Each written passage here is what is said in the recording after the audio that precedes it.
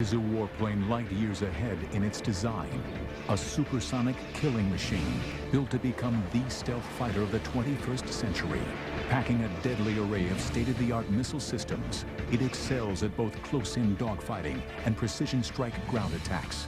Invisible to enemy radar, it can intercept and strike any target without warning. America's newest superweapon, the F/A-22 Raptor, next on Modern Marvels.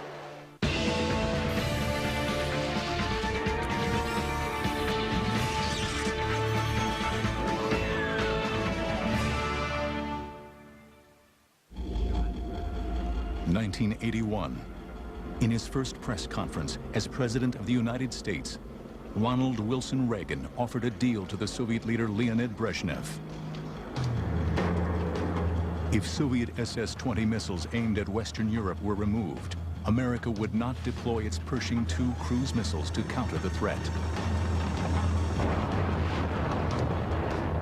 Throughout the 1960s and 70s, the Soviets developed different missiles to attack in different altitude bands. You couldn't fly under the missile threat. You couldn't fly over the missile threat. You had to deal with the missile threat. One way to do that is to make suppression of enemy air defense, that is destroying the missile sites and the radars, the most important mission for the Air Force. By the 1970s, air dominance had re-emerged as a top priority, and the U.S. Air Force committed to building its first pure air superiority fighter, an aircraft that would eventually become the F-15 Eagle. But just as F-15s became operational in 1978, alarming new evidence suggested that the new fighter's superiority might only be temporary. U.S. reconnaissance satellites passing over a Soviet flight test center north of Moscow discovered new Soviet fighters being tested. One was the agile fighter, the Mikoyan MiG-29. But the other came as a huge shock to Western analysts. It was bigger than the F-15 and far bigger than any previous Soviet-built fighter, the Sukhoi T-10 prototype. At that time, the Soviet Union initiated some very aggressive programs to come up with counters. And both Mikoyan and Sukhoi, both those design bureaus, initiated new aircraft development efforts. And it appeared that they were on a track that would field some very advanced fighters. If the MiG-29 had concerned the American military establishment, the existence of the Sukhoi T-10 set alarm bells ringing. These are very good aircraft. They're aircraft that play in the same league as some of the top NATO aircraft, like Phantom, and ultimately like F-15. The goal is world peace. Just weeks into his first term, America's 40th president increased U.S. defense spending by $32.5 billion and began the rearmament of the United States on a colossal scale. In 1981, the Cold War was getting very warm.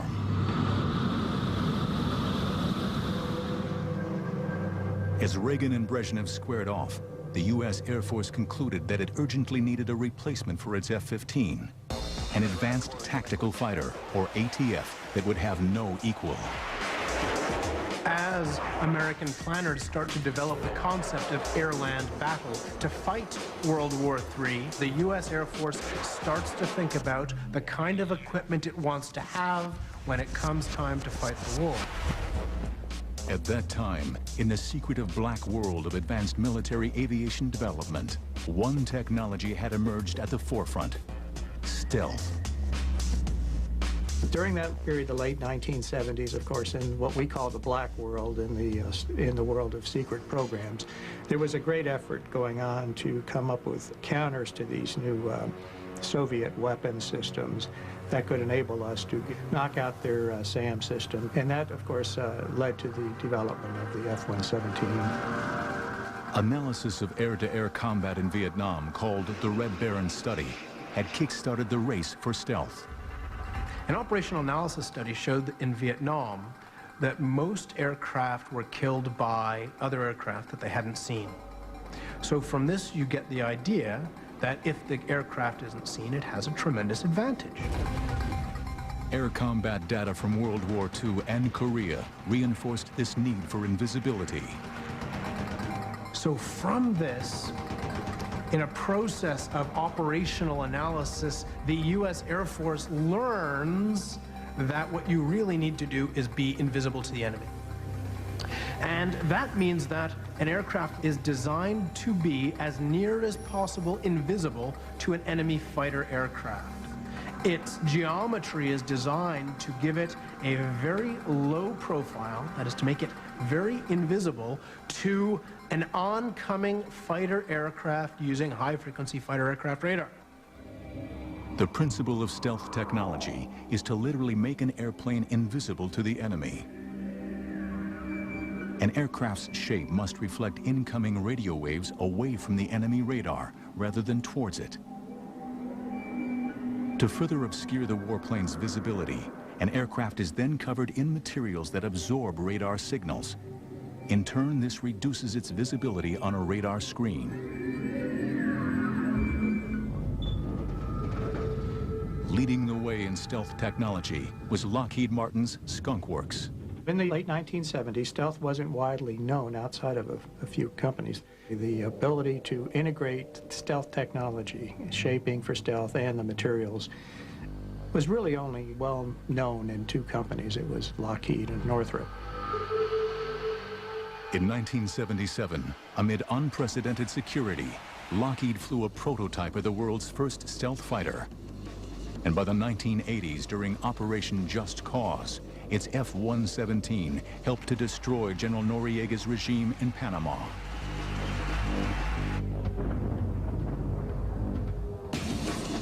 Now, the U.S. Air Force decided that any new fighter must incorporate stealth technology and identified two other areas in which a future air superiority fighter should excel.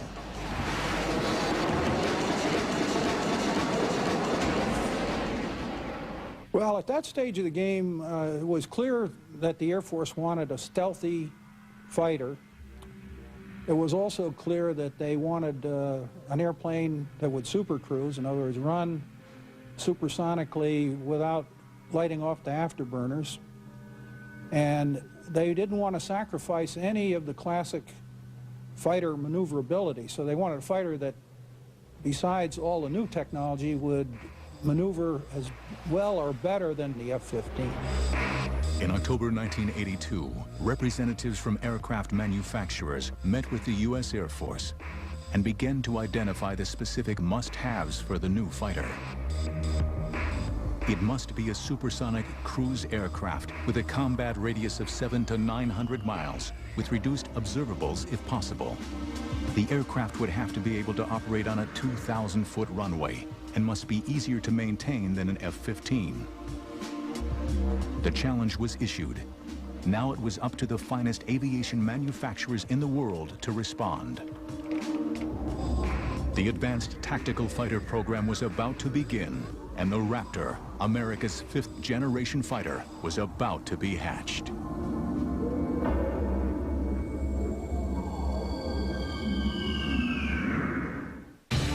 The FA-22 Raptor is so stealthy, it appears the size of a bumblebee when detected by radar, even though it's more than 62 feet long with a wingspan of 44 feet. Modern marvels will return in a moment. To me, game day is the most important day of the week. It doesn't matter if it's the big game or tossing the ball around in my neighborhood. I believe that my performance is a reflection of how I take care of myself and how I want to live well. GNC Mega Man Sport Multivitamin helps me do just that. It's balanced nutrition in a proprietary sports blend, enhanced with antioxidants, prostate, and heart support, plus key amino acids, the building blocks for healthy muscles. Game day starts with my Mega Man Sport Multivitamin from GNC. Live well. Okay, on the three-course menu, I'll have the green bean fries, the ribs, and the Oreo cake. Oh, no, wait, the bruschetta chicken parmesan, mahi-mahi. Maybe I should do the turkey burger. Friday's three-course menu is back with 210 possible combinations to build your perfect meal. Choose from 5 awesome appetizers, 14 amazing entrees, and 3 delicious desserts. Just $12.99. Only at Fridays. Which is why we use the turn signal. All right, who can tell Mr. Leffler why it's dangerous to go fast? The faster you go, the less control you have over your car. Very good, Mr. Edwards, which is why... Well, yeah, because last year at Charlotte, going about 175 off turn 4, Casey got real sideways and just T-boned me right in the door. If I'd have backed it down to, say, 150, 140, he'd have missed me completely. T-boned you. Well done. The NASCAR Busch Series on ESPN2. Season begins Saturday at Daytona. No one of our age has ever taken power, so we're too young to realize that certain things are impossible. I'm going to take on the slave trade. Do it. Throw their filthy ships out of the water. You have passion. That matters more. No matter how loud you shout, you will not drown out the voice of the people! From the makers of Ray comes the first must-see film of the year. A sweeping epic, says Jeffrey Lyons. It's triumphant. Amazing Grace. Rated PG. Opens in theaters everywhere February 23rd. America's changing shape with Dexatrim Max 2.0. Now in 2 delicious new flavors. Gives me and my water a boost. Size 8, here I come. Helps curb cravings. A healthy way to max out your weight loss. Dexatrim Max 2.0. Max out your water. Sunday, the rules will be broken. Iconic predators will fight for their lives, threatened by outsiders, their environment, and arch enemies, because even the invincible are vulnerable. On Planet Carnivore, Sunday starting at 8 on Channel 276, the National Geographic Channel. Dare to explore. Cold sores are gonna clear up. Put on a happy face. Want them gone fast? Get Herpecin L. Unlike other treatments, it helps heal lips fast, soothes skin, and protects lips. Herpecin L. Just put on a happy face. Forensic science meets history to turn myth back into man. We want people to discover the real George Washington. We are using laser technology. A groundbreaking 2-year investigation ends the search for George Washington on Save Our History. Saturday night at 10 on the History Channel. Brought to you by Lowe's. Let's build something together. They were never trained for this. You don't get scared. You get scared afterwards. Their hardware wasn't built to take this kind of firepower. We could rough them up a little bit. It's going to take everything they've got. And that's when we knew that this is it. This is a fight to the finish. Death of the Japanese Navy on Dogfights. Next on the History Channel. We now return to Modern Marvels.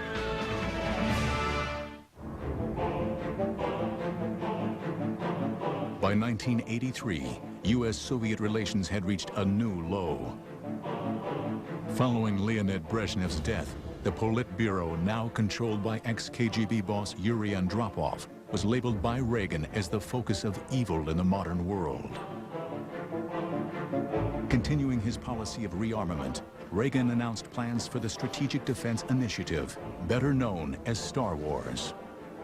Moscow reacted furiously. Попытки Вашингтона оправдать эти наращивания, которые американцы якобы должны наверстывать, это и мыслители. That August, when Korean Airlines Flight 007, on its way to Seoul from New York, strayed several hundred miles off course into Soviet airspace, Russia acted. A fighter was sent up, and the civilian airliner with 269 people on board was shot down.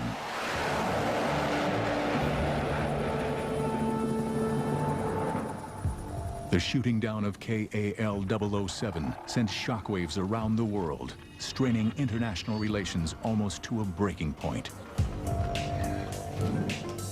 What can we think of a regime that so broadly trumpets its vision of peace and global disarmament, and yet so callously and quickly commits a terrorist act to sacrifice the lives of innocent human beings?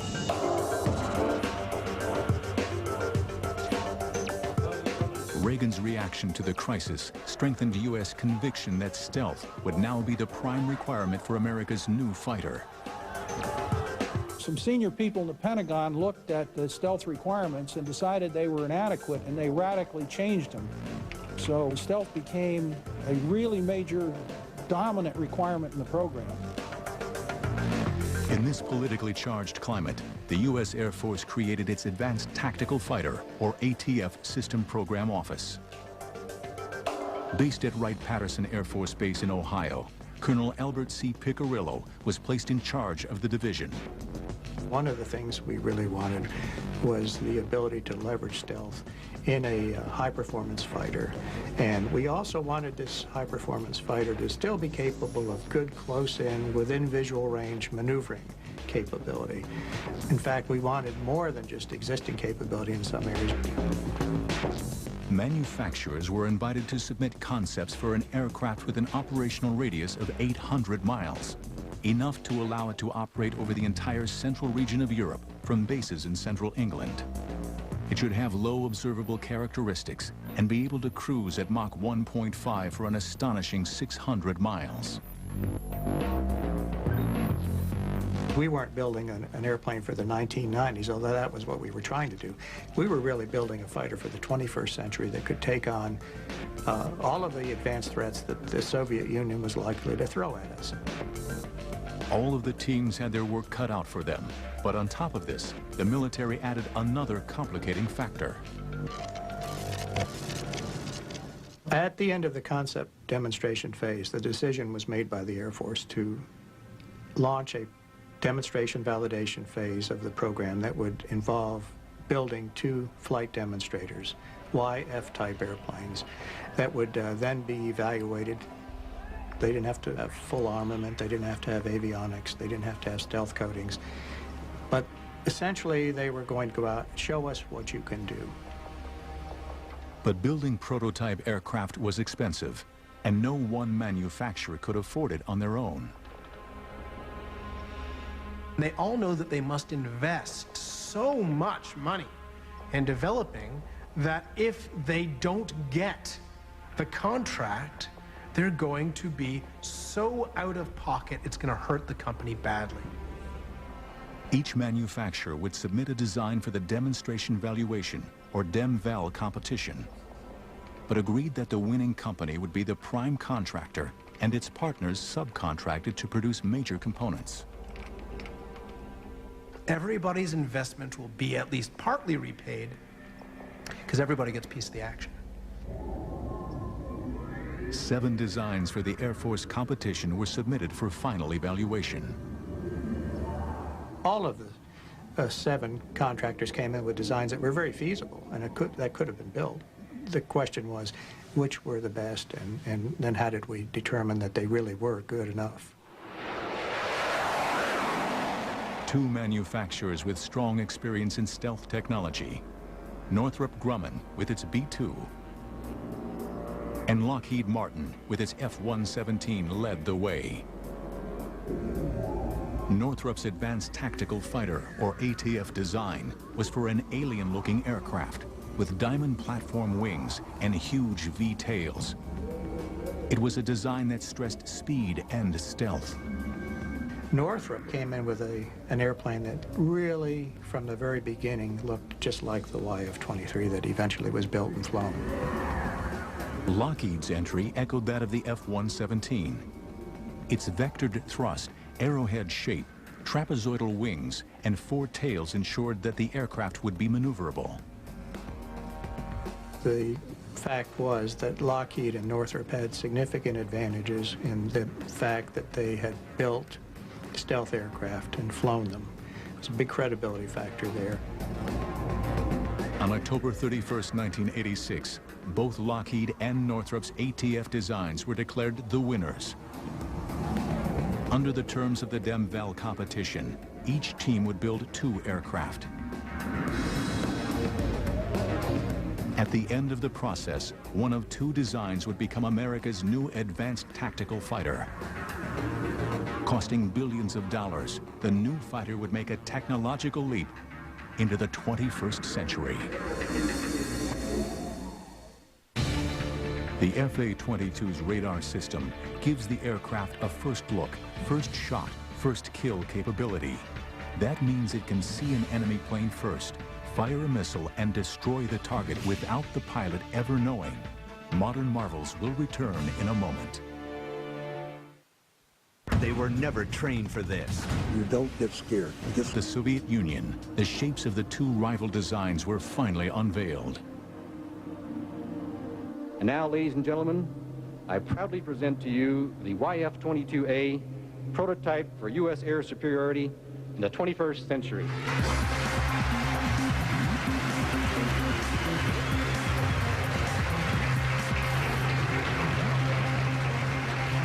On behalf of the entire team, I am honored to present the YF-23.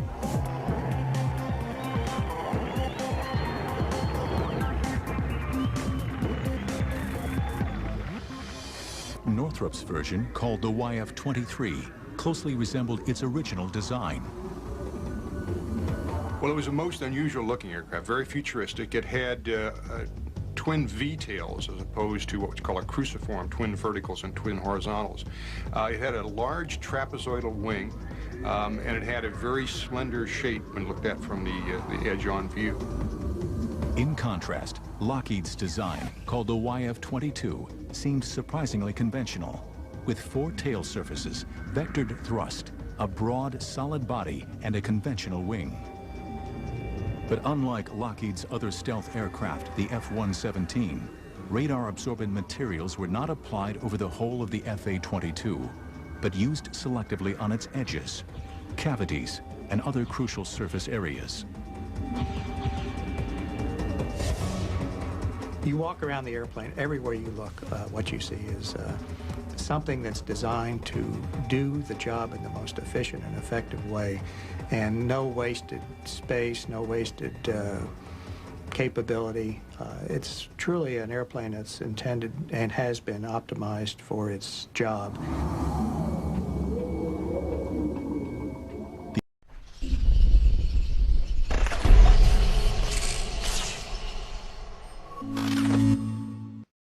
The F-22 carries its weapons internally. 4 weapons bays are hidden in the central mid-body section. 6 missiles can be carried in the ventral bays, which are covered with bifold doors. The side bays will each hold 1 Sidewinder missile carried on a trapeze launcher. The mid-body section also houses the fighter's landing gear and complex inlet ducts. Right from day one on the F-22, we decided to put S-shaped inlet ducts on it. So the airplane is built with S-shaped inlet ducts so that there's no way a radar is ever seeing the forward face of the jet engine. Attached to the mid-body is the forebody, which accommodates the cockpit and advanced avionics. Both the YF-23 and the YF-22 are impressive-looking machines, but their performance still needs to be tested. The most crucial stage of the competition is still to come, the flight testing.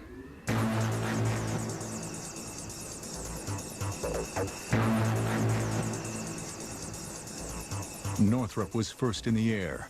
In August 1990, the YF-23, flown by Paul Metz, went airborne.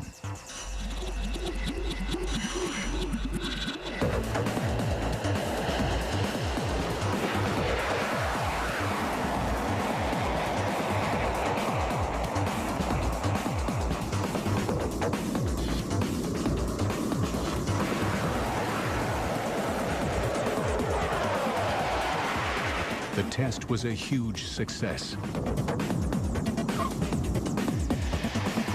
But Lockheed was quick to respond, and on September the 29th, at Edwards Air Force Base in California, Chief Test Pilot Dave Ferguson prepared the Raptor for its maiden flight.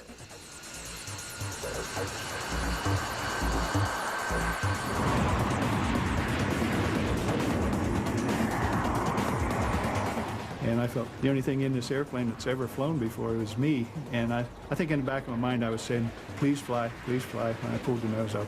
And it just lifted off.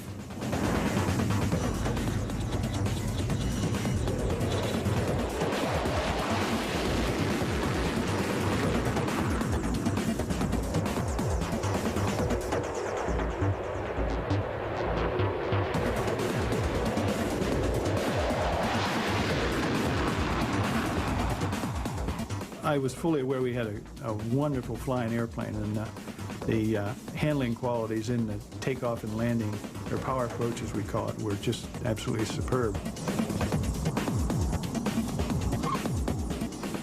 When I landed and Sherm met me at the airplane, I said, "Hey boss, we really have a winner here." The way the F-22 performed was no surprise to anybody who was involved in the program, not at all. I mean, my money has been on the F-22 from early 1985, and it'll be there till I'm gone. Over the next 3 months, the Raptor underwent a whole series of tests.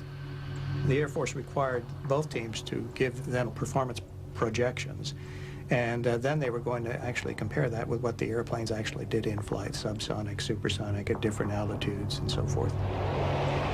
The winner of this stage would earn a contract for 650 aircraft. The decision would hinge not just on what the contractors promised, but on the Air Force's confidence in their ability to deliver. We expected to get a lot of flying done in the 90 days. We actually got 72 flights out of 2 airplanes in 90 days. And that is about as good as you can do. During flight testing, the Raptor had beaten Northrop's YF-23 in a number of crucial performance areas.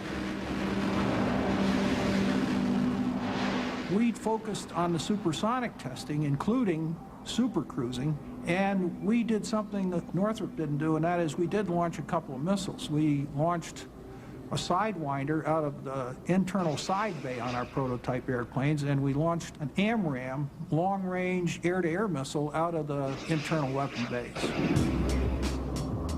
The YF-22 had clearly shown that in every category, it was far superior to any existing fighter. The Air Force was very impressed by what Lockheed had done. Their flight test program was very aggressive. They flew hard and fast. They flew many more hours and sorties than Northrop did. And all of that gave the Air Force confidence that they knew what they were doing, high confidence, and they could build a superior airplane.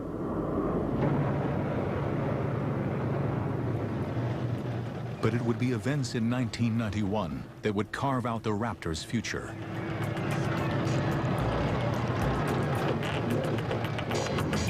"22 minutes after midnight on January 17, 1991, Lockheed's stealth F-117 spearheaded U.S. strikes against Saddam Hussein's regime. The performance of Lockheed's stealth bombers during Operation Desert Storm gave the company and its aircraft some priceless publicity. I think clearly Lockheed was benefited in 1991 by the Gulf War, where the F-117 was a star performer. And there were skeptics of stealth, even as late as that. That had to be beneficial to the program. But another aircraft also emerged from the Gulf War with a glowing reputation.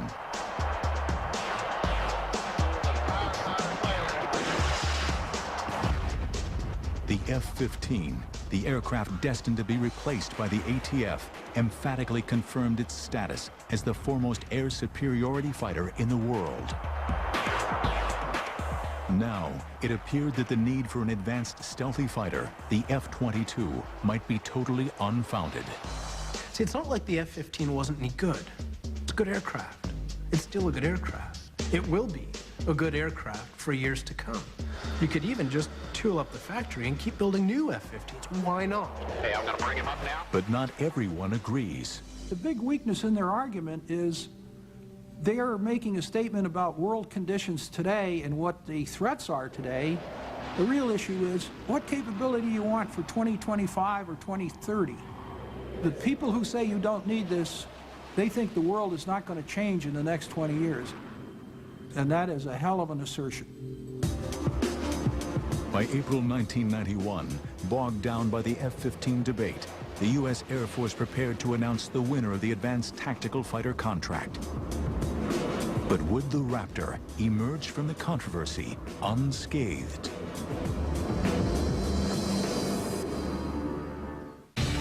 The FA-22 is the first fighter aircraft with the ability to supercruise.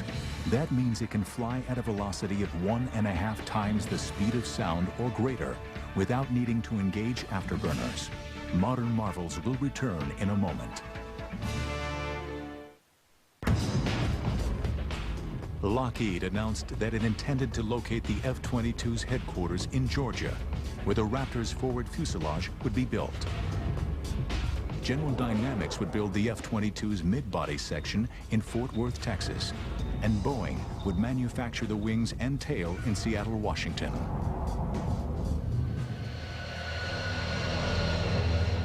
But just 8 months after the contract was awarded, the program hit its first major snag. We lost one of the YF-22s.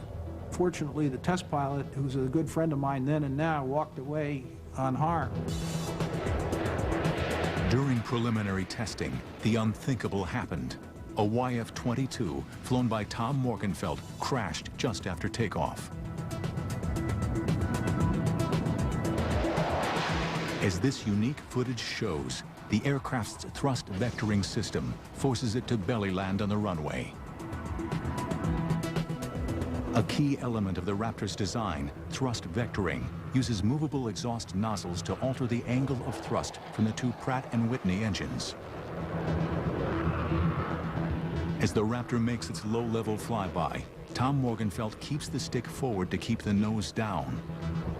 But as the landing gear is retracted, the thrust vectoring engages and pushes the aircraft towards the tarmac. As the pilot struggles to correct this change in direction, the Raptor seesaws.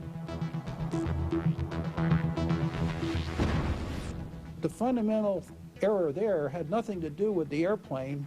It had to do with the fact that you don't fly a green airplane and fly it at low speeds, at low altitudes. The cause of that accident was stupidity on the part of the management. It had nothing to do with technology. Despite the loss of the stealth aircraft, the program had achieved its major goals. 10 million man-hours of analysis, 4,000 hours of radar testing, and hundreds of hours of flight testing had gone into the development of the aircraft, even before construction was given the go-ahead. In fact, the F-22 accomplished more flight testing than any other fighter prior to full-scale production. The first FA-22 built for the U.S. Air Force was unveiled in a ceremony on April 9, 1997, at Lockheed's headquarters in Marietta, Georgia.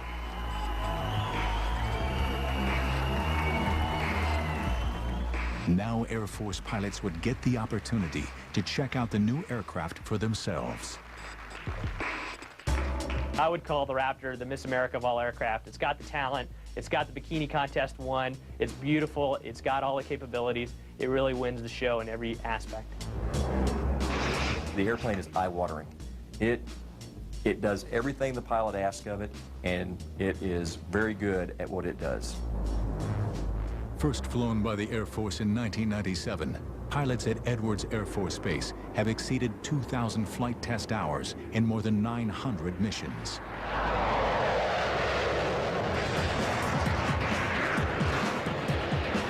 The first time I went out, one F-A-22, me, against 4 F-16s. And they told me what they were going to do. They were going to do everything possible to defeat my systems. And I watched exactly what they did the entire time and shot them off. It was almost too easy, and I was almost laughing in the cockpit. A key breakthrough in the Raptor's design, its advanced cockpit and integrated avionics systems. But I think really where the Raptor gets its amazing capability is the fusion of all of the different sensors on the aircraft. You have a tactical scope that combines the information of all the other sensors on the aircraft into one display for the pilot. So as a pilot, you don't have to sort through the radar or another sensor to see what's going on around you. Information is power, and the way this airplane displays information to you, it gives you knowledge of the battle space. It's all about seeing what's out there in front of you and being able to make decisions about what to engage, when to engage, and how to engage it.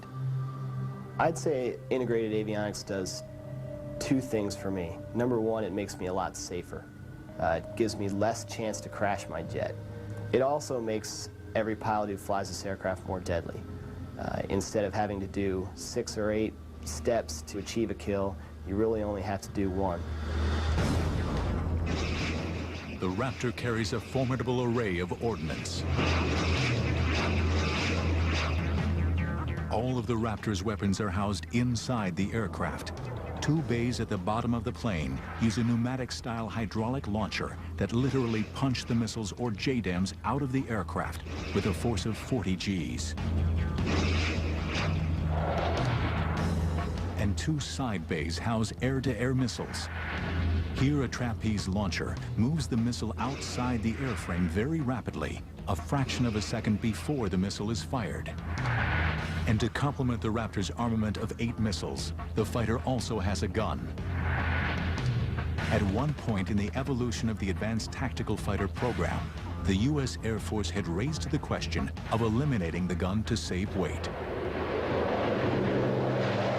I think that the designers of the F-A-22 realized mistakes of the past, like the F-4 initially being designed without a gun, and realized that you should never say never about a threat that you're going to face or a situation you're going to find yourself in. And so the Raptor has designed itself a gun.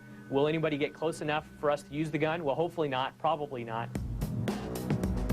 By the late 90s, pilots in the Raptor program were convinced that their aircraft was made of the right stuff and would easily be able to outperform and destroy any other fighter in existence.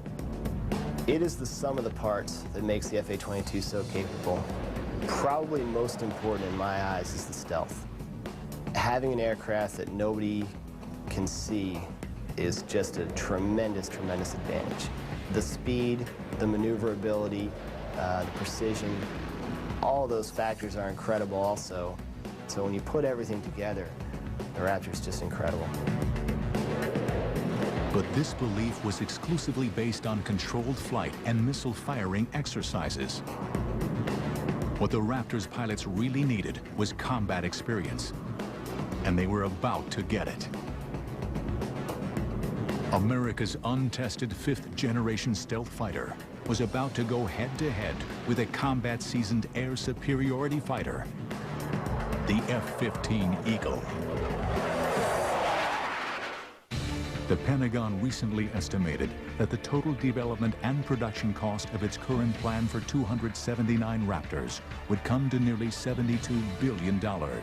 Modern Marvels will return in a moment. Final 2, Modern Marvels. Before the F-A-22 Raptor enters operational service with the U.S. Air Force in the fall of 2005, it will have completed thousands of hours of vigorous combat testing. But since Desert Storm, critics of the F-22 program claim that the F-15 Eagle, destined to be replaced by the Raptor, already has the attributes necessary to remain the world's preeminent air superiority fighter well into the new millennium.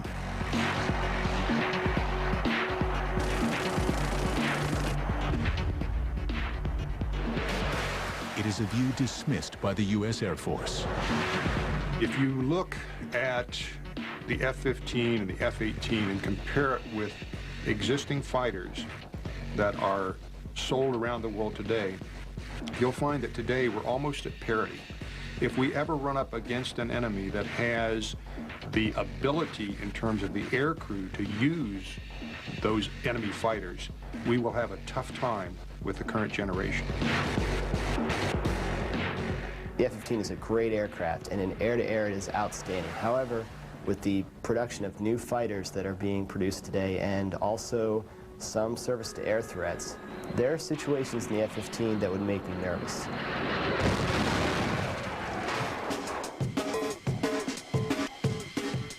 In March 2003, supporters of the F-15 got the opportunity to see whether or not the Eagle was still the best fighter in the sky.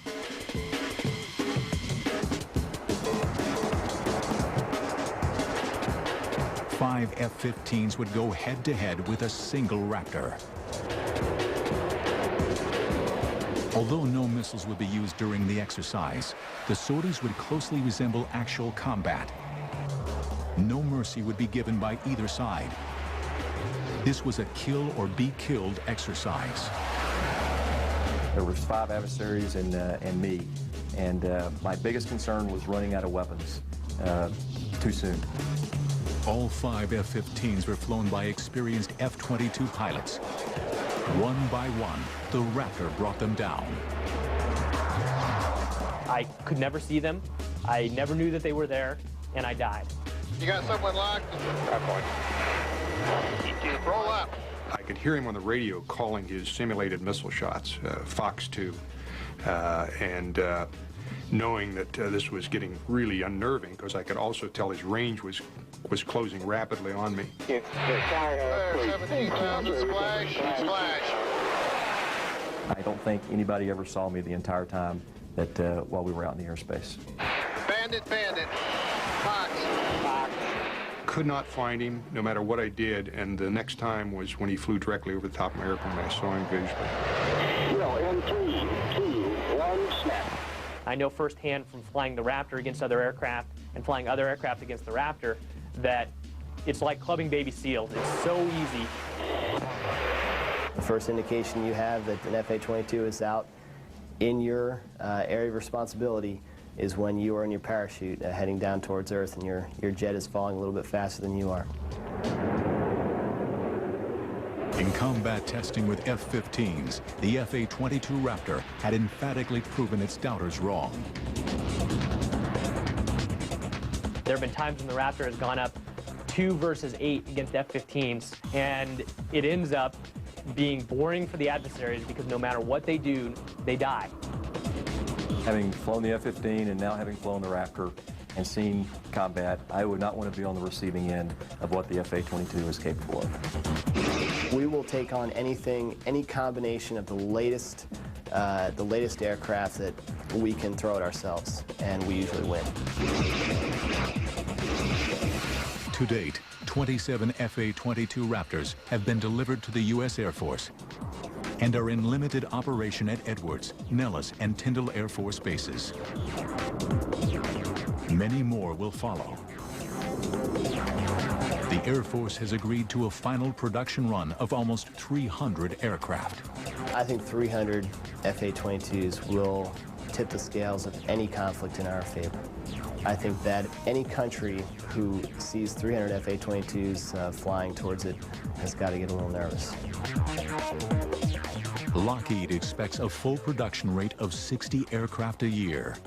And with components and parts coming from 46 states, the F/A-22 is truly a national effort.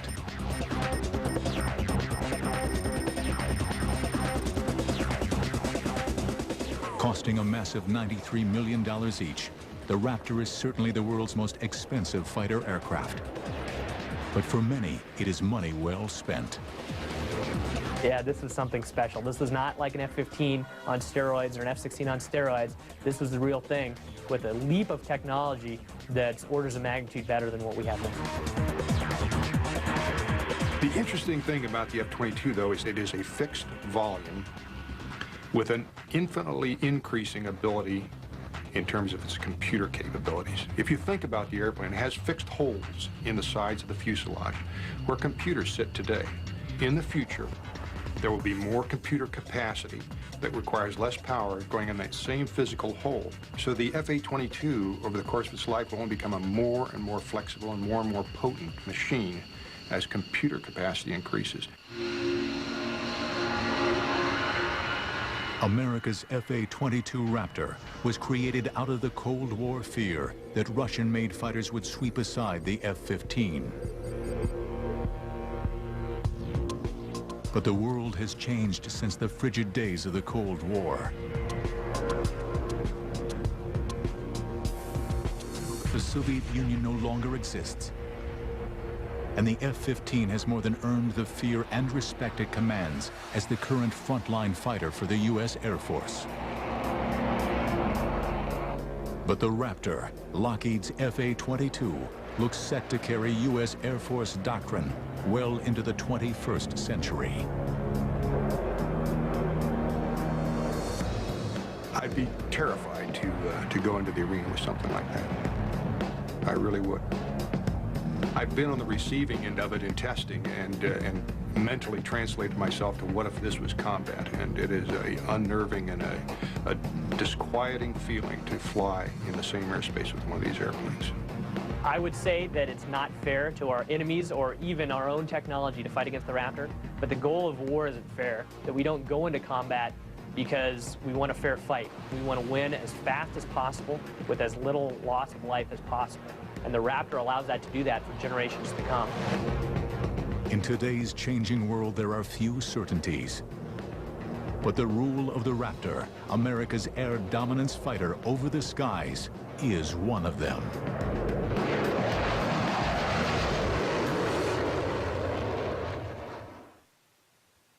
It's lopsided battles in naval history. On one side, the Yamato, the world's biggest battleship. On the other side, America's Taffy III. Not the world's biggest battleship. But don't place your bets yet, because the outcome is quite unexpected. Death of the Japanese Navy on dogfights. Next, on the History Channel.